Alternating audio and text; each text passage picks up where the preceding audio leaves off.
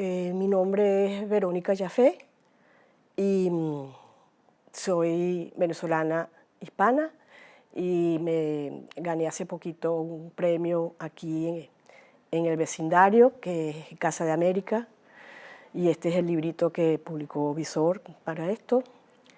Y les voy a hablar de bibliotecas.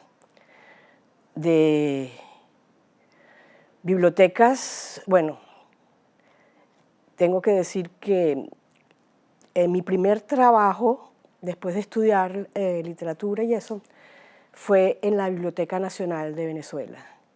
Y eso fue una experiencia maravillosa porque estaba en el departamento de adquisiciones y podía escoger libros que la biblioteca tenía que tener en su archivo, en su establecimientos, y eso fue maravilloso y lo disfruté muchísimo. Y luego, bueno, bibliotecas en donde he trabajado mucho, he sido muy privilegiada. Como salí de Venezuela hace unos cuantos años, recuerdo una de las bibliotecas que más disfruté fue la biblioteca de la universidad en Bloomington, Indiana, que me dio un permiso especial. Entonces yo podía pasearme por los anaqueles, ver, sacar un libro, volverlo a meter. Eso fue fantástico. Y después, como seguía con el trabajo de traducción de los cantos del poeta alemán Friedrich Hölderlin,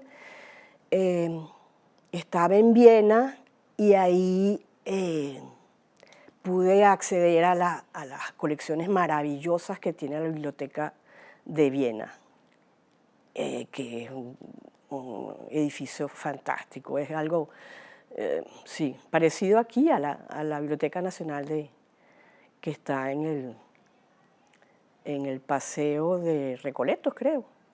Bueno, cerca de Colón. Y